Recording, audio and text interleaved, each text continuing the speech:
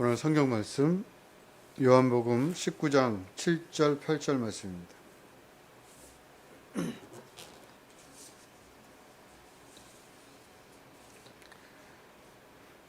유대인들이 대답하되 우리에게 법이 있으니 그 법대로 하면 그가 당연히 죽을 것은 그가 자기를 하나님의 아들이라 함이니이다.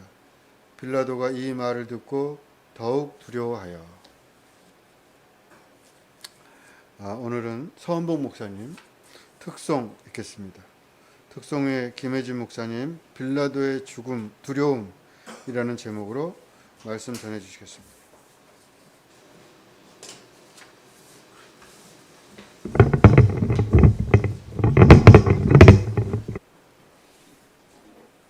뒤에서부터 봤는데 반가운 얼굴들이 있어서 아주 기뻤습니다.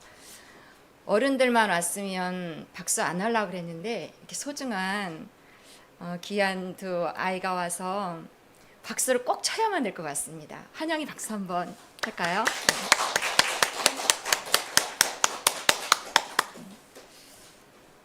목사님 말씀은 아주 쉬워서 잘 들으면 어린이들도 이해할 수 있어요. 말씀을 잘 들어보고 또 이따가 질문도 할 수도 있어요. 잘 들어주세요. 인생에는요, 가장 중요한 질문이 있습니다. 어린이에게도 어른에게도 남녀를 막론하고 나이에 관계없이 모든 인생에게 가장 중요한 질문은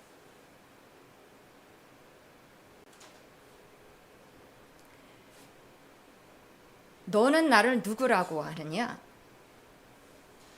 너는 나를 어떻게 생각해? 예수님의 질문입니다. 예수님이 제자들에게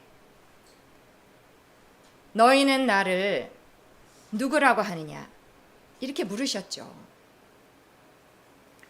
베드로 한 사람에게도 너는 나를 누구라고 하느냐? 이렇게 질문하셨어요. 베드로가 대답을 참 잘했거든요. 그러자 예수님이 칭찬하셨고, 그리고는 가장 중요한 이야기를 그때서야 하십니다. 예수님이 죽을 것과 사흘 후에 살아날 것을 비로소 그때 말씀하십니다. 그러니까 그 질문이 아주 중요한 질문이 되는 거예요. 우리가 인생에 여러 가지 질문과 답이 필요하지만 하나님께서 우리에게 그 질문을 물어보시는 것은, 질문을 하시는 것은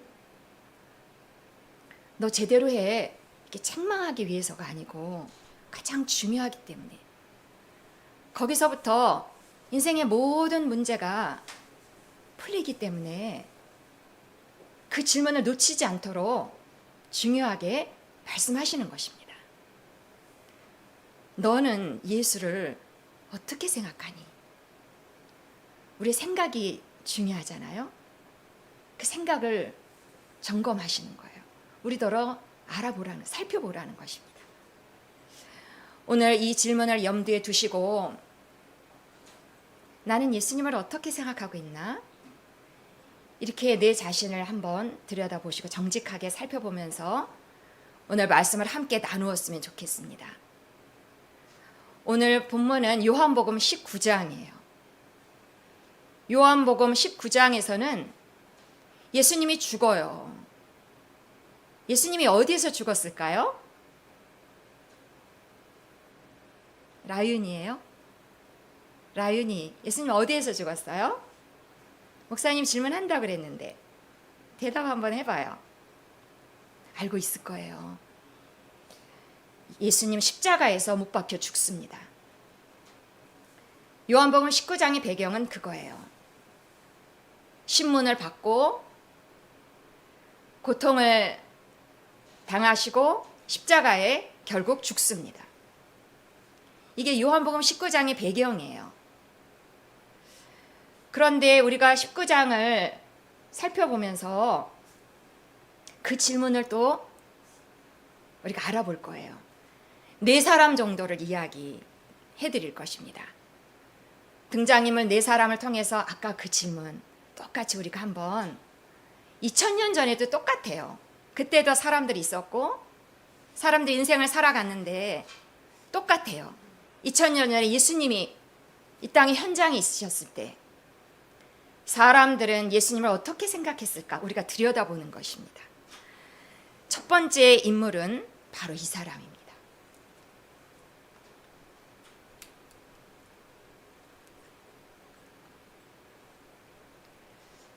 이 사람의 이름은 빌라도예요. 저기 높은 위치에 앉아있는 사람은 빌라도예요.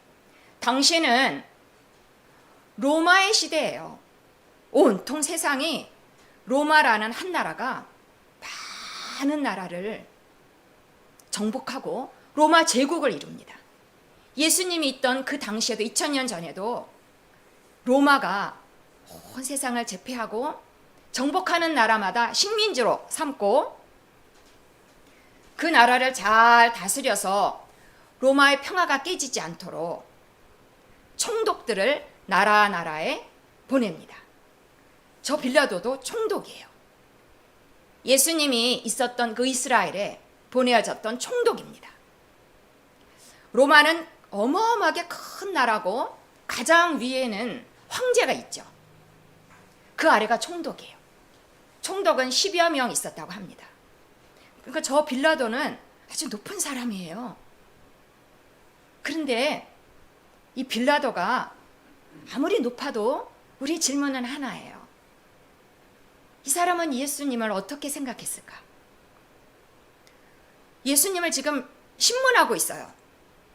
사람들이 예수님을 죽이라고 고소했기 때문에 죽여야 되나 말아야 되나 심판하고 있는 거예요. 빌라도는 예수님을 이리저리 살펴봤는데 사람들은 예수님을 죽이라고 하는데 십자가에 죽일 이유를 발견을 못하는 거예요. 죄가 없는데, 예수는 죽일 죄가 없는데, 예수에게서 죽을 죄를 발견 못하겠는데 빌라도는 3번씩이나 그렇게 이야기를 합니다. 예수님에게 죄가 없다는 것을 빌라도는 알았어요. 그래서 빌라도는 어떻게 해서든지 예수님을 죽이지 않고 풀어주려고 해요. 빌라도는 채찍질해서, 채찍질도 고통스럽긴 하지만 채찍질해서 놓아주려고 해요. 이렇게 빌라도는 예수님에 대해서 크게 적대 감정을 가지고 있지는 않아 보여요. 그런데 과연 빌라도는 예수님을 어떻게 생각했을까요? 그의 말을 통해서 우리가 살펴볼 수 있습니다. 같이 한번 읽겠습니다. 빌라도가 이르되 진리가 무엇이냐 하더라. 진리가 무엇이지? 빌라도의 말이에요. 진리는 항상 옳은 것, 사람의 속성은 아니에요. 사람은 죄가 들어온 이후로 온전하지 못합니다. 항상 올바른 진리는 사람의 특성이 아니에요. 이것은 하나님의 속성입니다. 그런데 빌라도는 예수님을 앞에 세워놓고 예수님을 대면했는데 진리가 뭐지? 하나님이신 예수님이 진리가 바로 앞에 있는데도 진리를 못 알아보고 진리가 뭐지? 이렇게 하는 걸로 봐서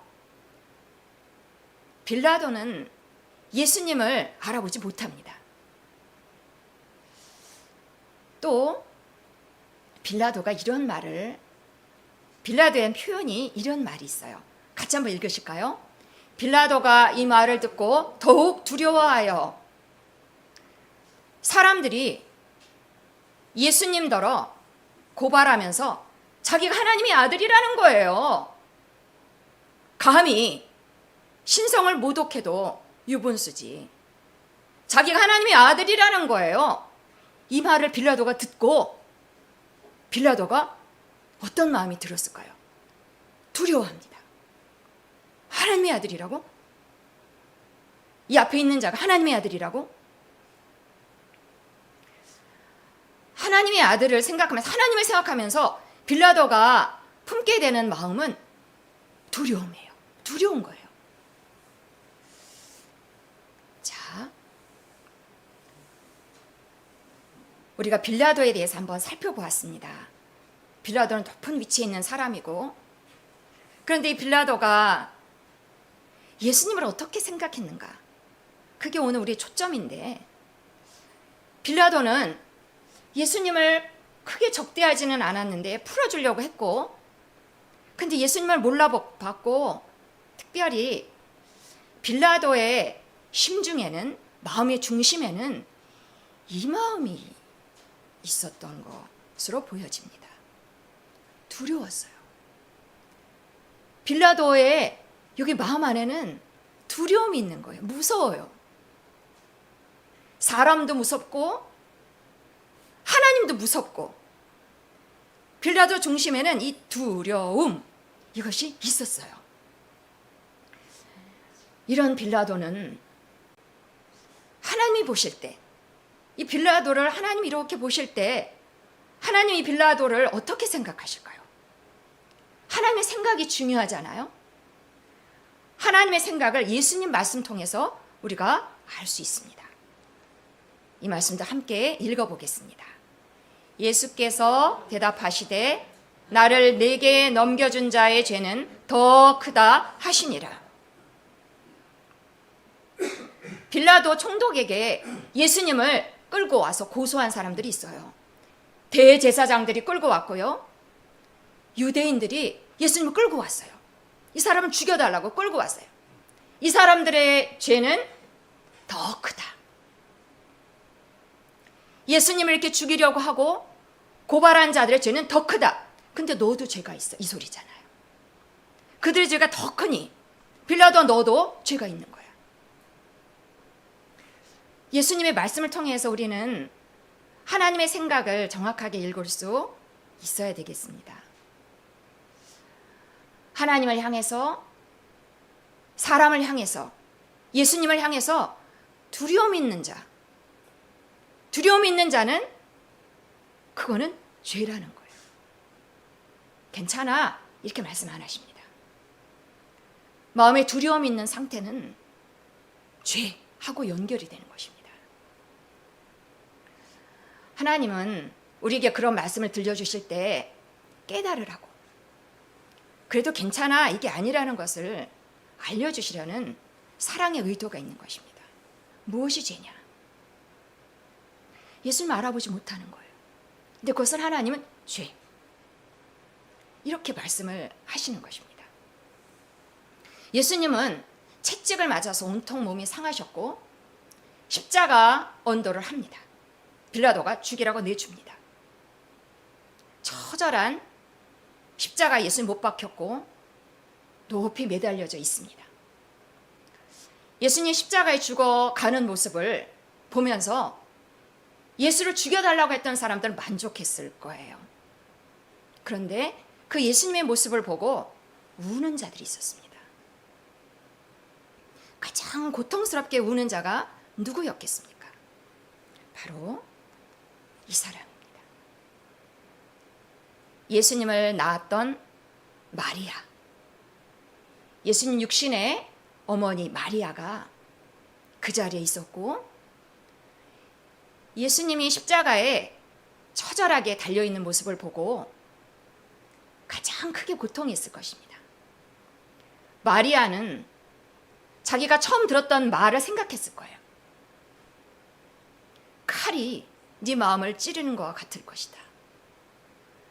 그 현장에서 그 칼의 고통을 느끼고 있는 이 마리아에게 예수님은 십자가에서 매달려 죽어가면서 말씀을 합니다. 마리아에 대해서 뭐라고 이야기를 하는가? 한번 읽어볼까요?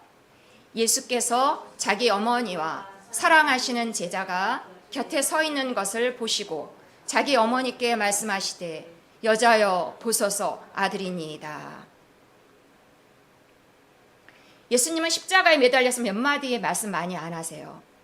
근데 그 중에 마리아에 대해서 언급을 하십니다. 옆에 제자가 있는 걸 보고 이제 옆에 있는 제자가 아들로 삼으세요. 제자더러 이제는 어머니로 모셔라. 이렇게 마리아를 부탁합니다. 그런데 이 말씀에서 우리가 주목해야 되는 호칭이 있습니다. 예수님이 그 위에서 마리아에게 말할 때 여자여 이렇게 말합니다. 마리아에게 어머니 이렇게 말할 법한데 여자여 이렇게 부릅니다. 이 말 속에 예수님의 의도가 보일 수 있습니다. 이제 나는 메시아입니다. 나를 메시아로 보셔야 됩니다. 난 당신의 아들이 아닙니다. 이렇게 마리아는 이제 예수님을 아들로 보면서 마음의 고통을 느끼고 있는 그것을 수습하고 예수를 예수로 보아야만 하는 것입니다. 예수를 메시아로 마리아는 보아야 하는 것입니다. 이제 두 사람을 말씀드렸습니다. 나머지 두 사람이 남아있는데 이제 설명해드릴 두 사람은 공통점이 있어요. 두 사람은 남자고요. 두 사람은 높은 위치에 있는 사람들입니다. 당시에 산헤드린 공회라고 오늘날 국회의원들과 같은 모임입니다. 그 모임에 속한 두 사람입니다. 지식도 있고 위치도 아주 높은 사람들이죠. 근데 이 두 사람이 위치나 그 사람들이 어떤 삶을 살았는지 내용에 관계없이 중요한 질문은 우리가 처음에 나눴던 그것입니다. 이제 소개할 두 사람은 과연 예수님에 대해서 어떻게 생각을 했을까? 첫 번째 사람은 이 사람입니다. 이 사람 굉장히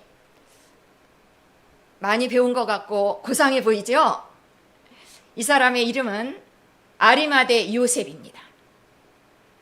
아리마대 요셉은 예수님이 죽자 시체를 사람들이 내렸을 때 빌라도 총독을 찾아갑니다. 용감하게 시체를 주시오. 예수의 시체를 내게 주시오. 시체를 달라고 용감하게 이야기를 합니다. 근데 이 아리마대 요셉은 원래 그런 사람이 아니에요. 이 사람은 원래 이런 사람으로 성경은 묘사하고 있습니다. 읽어보실까요? 아리마대 사람 요셉은 예수의 제자이나 유대인이 두려워 그것을 숨기더니, 이 사람은 예수님에게 자꾸 끌리는 거예요. 예수님에게 끌려서 예수님의 제자가 됐어요. 자기의 선택으로. 그런데 예수님을 그렇게 선택했는데도 이 사람의 중심에는, 마음의 중심에는 두려움이 있었던 거예요. 두려워. 사람들이 두려워. 당시에 다 예수님을 인정하지 않기 때문에 나 혼자 예수님을 믿으면 이상한 사람이 되고 출교를 당할 수도 있어요. 그 사회에서 매장될 수도 있어요. 그러니까 조용히 숨어서 나 혼자 믿는 거예요. 근데 예수를 부인할 수는 없어. 그렇지만 마음의 중심에는 두려움이 있어요. 두려움이 있으면 숨잖아요. 그렇게 지내던 사람이었어요. 그런데 이 사람이 변해요. 같이 읽어보겠습니다. 아리마대 사람 요셉이 와서 당돌이 빌라도에게 들어가 예수의 시체를 달라 하니, 이 사람은 존경받는 공회원이요 하나님의 나라를 기다리는 자라. 두려워서 숨어있던 자가 이제 빌라도한테 찾아갑니다.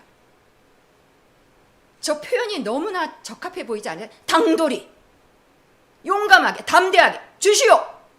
숨어서 사람들을 상대 안 했는데, 예수에 관해서 말 안 했는데 이제 드러내는 것입니다. 시체를 주시오. 예수를 주시오. 아리마대 사람 요셉은 예수님에 대한 태도가 달라졌습니다. 이제 더 이상 두렵지가 않습니다. 당돌합니다. 또 다른 한 사람을 소개하면 이 사람입니다. 이 사람은 니고데모입니다. 이 사람도 신분이 높은 자요. 사람들에게 존경을 받는 자입니다. 지도자입니다. 리더입니다. 그러나 이런 위치랑 인품에 관계없이 이 사람은 예수를 어떻게 생각했느냐? 우리는 그것을 보고자 하는 것입니다. 이 니고데모가 밤에 예수님을 찾아가서 예수님한테 끌려서 예수님이 너무 궁금했어요. 근데 밤에 갔어요. 사람들의 눈을 피해서. 대놓고 예수님을 찾아갈 그 용기는 없어요. 그래서 밤에 예수님 몰래 찾아갑니다. 그때 밤에 예수님을 찾아가서 예수님이 단도직입적으로 니고데에게 한마디 하십니다. 이 말씀을 같이 한번 읽겠습니다. 예수께서 대답하여 이르시되 진실로 진실로 내게 이르노니 사람이 거듭나지 아니하면 하나님의 나라를 볼 수 없느니라. 몰래 예수님을 찾아온 니고데모에게 예수님은 직언을 하십니다. 거듭나야 돼. 엄마 아빠의 자녀로 처음 태어난 것만으로는 안 돼. 두 번째 탄생이 필요하다. 하나님의 자녀로 반드시 태어나야 한다. 이렇게 두 번 태어나야 천국에 갈 수 있어. 어떻게 두 번 태어나요? 엄마 뱃속에 다시 들어갈 수도 없고 어떻게 두 번 태어납니까? 그것까지 말씀을 하십니다. 읽어보시겠습니다. 모세가 광야에서 뱀을 든 것 같이 인자도 들려야 하리니 이는 그를 믿는 자마다 영생을 얻게 하리 하심이니라. 두 번 꼭 태어나야 되는데 두 번째 탄생은 이렇게 태어나는 것입니다. 이스라엘 사람들이 뱀에 다 물렸어요. 죽게 생겼는데 놋뱀을 높이 장대에 달고 그것을 쳐다보라는 거예요. 하나님의 방법이 이렇게 과학적이지 않았어요. 그런데 놋뱀을 높이 달려진 놋뱀을 보는 자는 하나님 말씀 믿는 그대로 치료됐어요. 그걸 봐서 되겠어 하던 자는 치료받지 않고 죽었겠죠. 똑같이 놋뱀처럼 예수님이 높이 지금 달려 있습니다. 십자가에 달려있는 예수님을 믿는 자마다 예수님이 나를 위해서 죽은 것을 믿는 자마다 생명을 얻게 되는 것입니다. 하나님의 생명을 얻고 다시 태어나게 되는 것입니다. 이번엔 하나님의 자녀로. 이렇게 두 번 태어나는 것을 반드시 해야 돼. 예수님이 니고데모에게 말씀하셨습니다. 무슨 말일까요? 나를 믿어야 돼. 예수를 믿어야 돼. 니고데모는 예수님의 이 말을 새겨 듣고 그렇게 했을까요? 예수님이 죽고 나서 니고데모의 모습을 보면 알 수 있습니다. 니고데모는 예수님이 죽자 시체에 바르는 향품을 왕에게나 바를 만큼의 큰 양을 가지고 찾아옵니다. 이제는 낮이, 밤이 아니에요. 낮에. 사람들이 다 보는데 용감하게 찾아옵니다. 그리고는 예수님의 시체에 향품을 바릅니다. 니고데모는 달라졌어요. 외모가 달라진 것이 아닙니다. 외모는 이 심중이 달라졌습니다. 니고데모의 생각이 달라졌습니다. 예수님을 향한 생각이 담대해진 것입니다. 여러분, 제자들은 다 어디 갔어요? 예수님의 사랑을 끝까지 받았던 제자들은 예수님이 이렇게 죽어 있을 때 예수님이 온 세상을 위하여서 이렇게 미션을 성공하고 있던 이 중요한 순간에 그 사랑받던 제자들은 다 어디로 갔나요? 아무도 없고, 제자들이 없고, 아리마대 요셉, 니고데모, 이런 사람들이 예수님 가까이 있는 것은 왜일까요? 제자들은 왜 없을까요? 제자들은 다 도망갔습니다. 왜요? 두려워서. 제자들 심중에는 두려움이 있었던 것입니다. 두려움을 극복한 자는 예수님에게로, 두려움이 여전히 있는 자는 그렇게 할 수가 없습니다. 오늘의 주제는 잘 전달이 됐는지 모르겠습니다. 두려움입니다. 빌라도에게 있던 두려움. 그런데 우리는 이 주제를 시작했지만 여기서 끝나지 않을 것입니다. 두려움은 하나님 우리에게 진단하라고, 네 마음에 두려움이 있느냐? 사람을 향해 두려움이 있느냐? 예수를 향해서 두려움이 있느냐? 주저하느냐? 이렇게 진단하고, 우리의 목표는 따로 있습니다.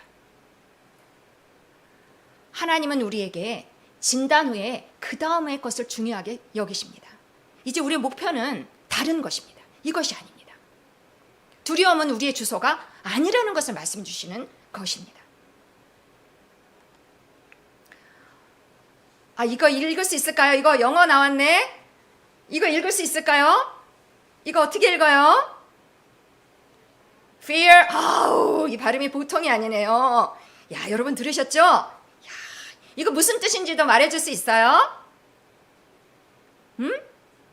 두려움. 박수 한번 해주세요. 말씀을 너무 잘 듣고 있고 또 정답까지 맞췄습니다. 여러분, 우리는 두려움의 방향이 아닙니다. 우리가 가야 하는 삶의 방향, 두려움이 아닙니다. 두려움의 반대는 뭘까요? 두려움의 반대말이 뭘까요?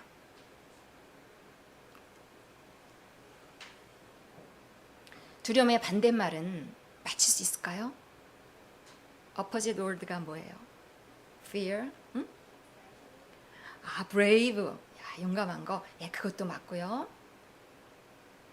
말씀을 통해서 두려움의 반대, 우리가 꼭 도달해야 되는 우리의 것인 것이 무엇인가를 말씀을 통해서 한번 확인하겠습니다. 같이 읽겠습니다. 사랑 안에 두려움이 없고 온전한 사랑이 두려움을 내쫓나니 두려워하는 자는 사랑 안에서 온전히 이르지 못하였느니라. 아멘. 여러분, 이제 두려움이 아닌 두려움의 반대말이 뭔지 아시겠죠? 무엇일까요? 네, 맞습니다. 사랑입니다. 두려워하거나 사랑하거나 둘 중에 하나입니다. 우리가 누군가를 사랑하고 누군가를 생각하고 누군가를 좋아하고 누군가를 위해서 도와주고 이렇게 할 때 두려움에서도 할 수 있습니다. 종처럼 무서워서 할 수 없이 잘해줄 수도 있어요. 그러나 동기가 사랑이라면 이게 훨씬 난 거죠. 그죠? 사랑으로. 하나님이 무서워서 하나님을 섬기는 것이 아니라 하나님을 사랑해서. 예수님을 향한 우리의 마음은 무서움이 아니라 사랑이라는 것입니다. 왜 예수님을 향해서 사랑하는 마음이 맞을까요? 우리 중심에, 우리 심중에 왜 예수님을 향한 사랑하는 마음이 있어야 될까요? 무조건 사랑해야 돼. 이거 아닙니다. 하나님 우리를 먼저 사랑하셨기 때문입니다. 예수님이 나를 먼저 사랑하셨기 때문입니다. 사랑에는 이유가 있어요. 사랑에는 분명한 이유가 있습니다. 예수님이 나를 사랑하셔서 내 인생 가운데 구원이 왔기 때문입니다. 예수님은 내 삶을 바꿨어요. 사람들은 인생의 문제를 안고 살아가서 고통스러운데 하나님은 예수님을 통해서 나를 사랑하셨어요. 나에게 해결을 주셨어요. 구원을 주셨어요. 죽어서의 구원뿐만이 아니라 이 땅에서 삶에서 구원이 내게 올 수 있도록 거저 주신 것이 아니고 예수님 희생을 통해서 그렇게 사랑하셨어요. 예수님을 통해서 나는 큰 소득, 말할 수 없는 소득을 가졌는데 그것이 구원이에요. 질병으로부터 구원, 모든 환난으로부터 구원. 예수님 내가 사랑하지 않을 수 없는 거예요. 나는 이제 다른 인생을 살 수밖에 없어요. 나는 보통 사람처럼 문제 가운데만 있는 인생이 이제 아니에요. 예수님을 믿는 순간 예수님을 통해서 이루어진 일이 내 것이 되는 거예요. 나는 구원을 가지고 있어요. 그래서 예수님을 사랑하는 것입니다. 너 사랑해야 돼. 이유 없어. 이것이 아니라는 것을 우리는 명백하게 알아야 됩니다. 예수는 나의 구원.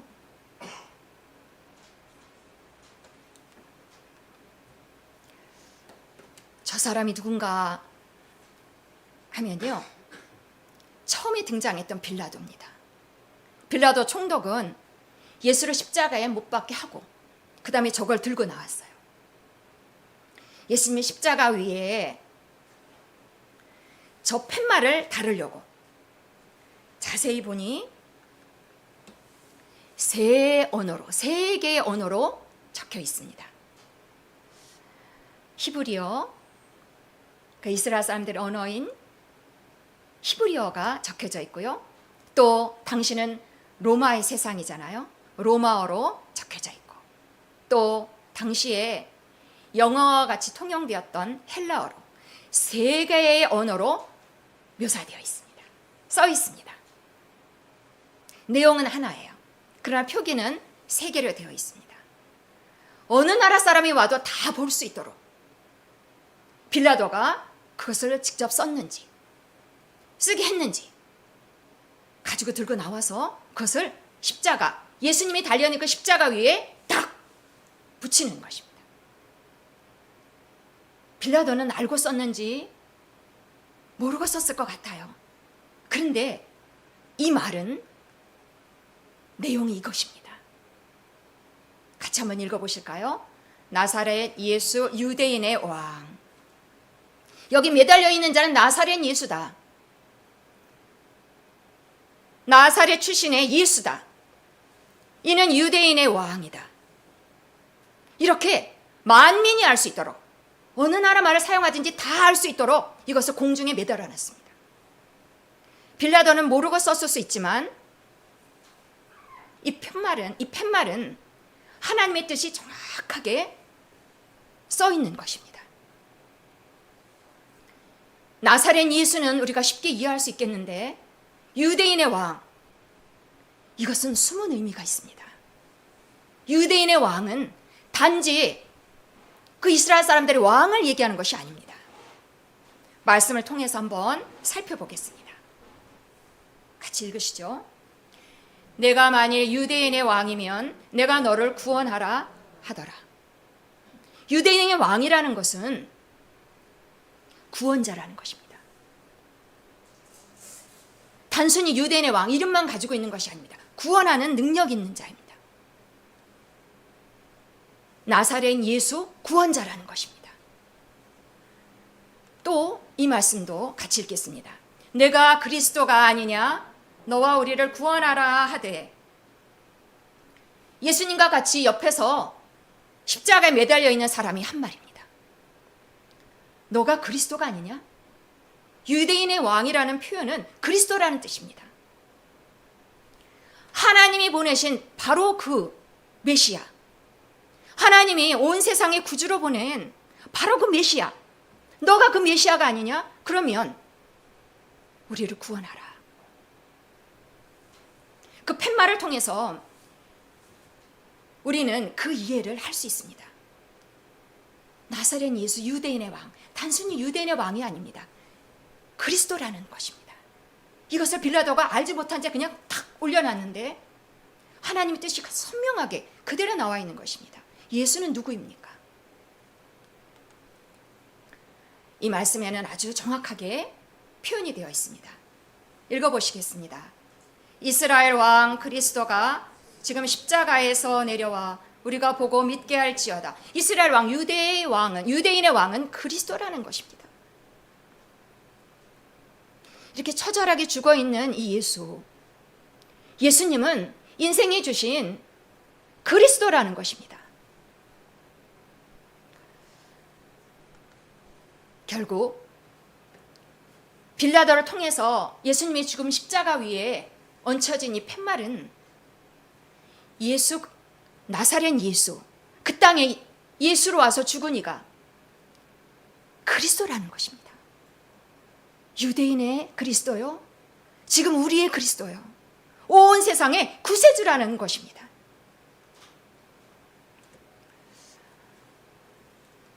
오늘의 주제는 이미 말씀드린 대로 우리 안에 두려움이 있는가? 두려움은 아니라는 것입니다. 두려움은 하나님이 주시는 것이 아니니, 두려움은 영이라고 했습니다. 하나님이 주시는 것은 두려움이 아니에요. 그러니까 우리가 이 두려움을 가지고 사는 것은 아니라는 것입니다. 그렇다면 우리가 말씀 나눈 대로 사랑하는 것입니다.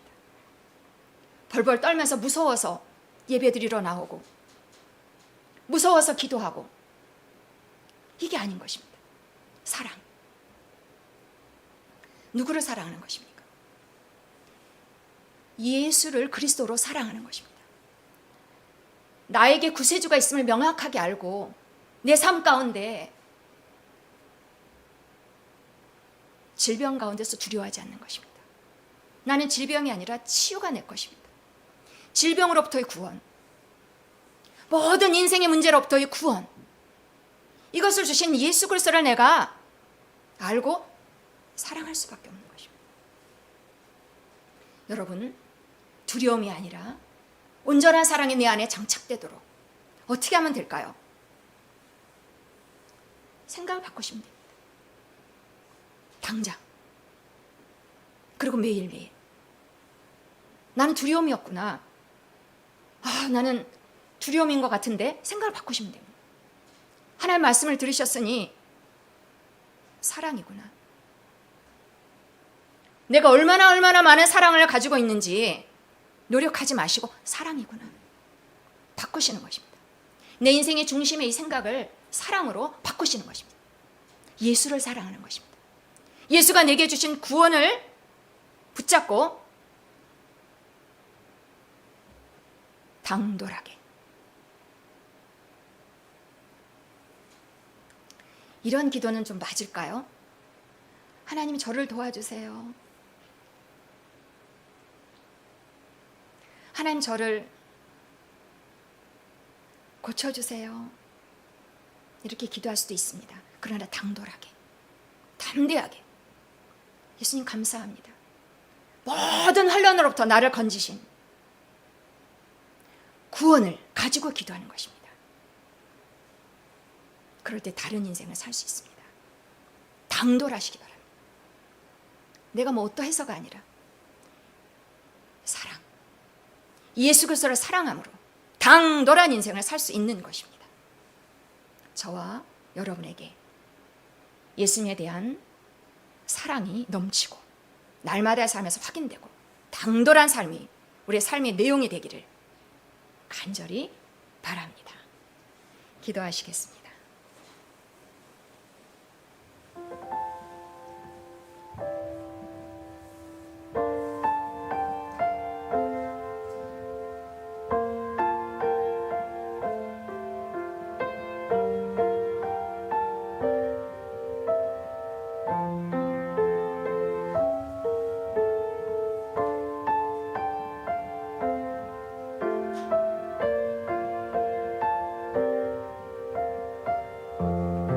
할렐루야. 하나님 아버지 감사합니다.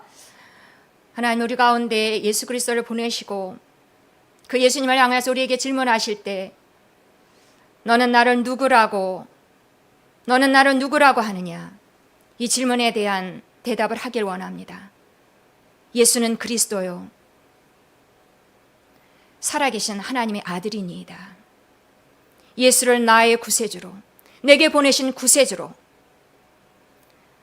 붙들고 당돌한 삶을 살도록 우리 각 사람과 온 교회를 축복하여 주옵소서. 이미 우리 가운데 예수가 있으므로 두려움을 거절하고 담대함 가운데 서도록 우리 각 사람 가운데 성령으로 일하실 줄 믿고 감사드리며 우리 주 예수 그리스도 이름으로 기도합니다. 찬송가 50장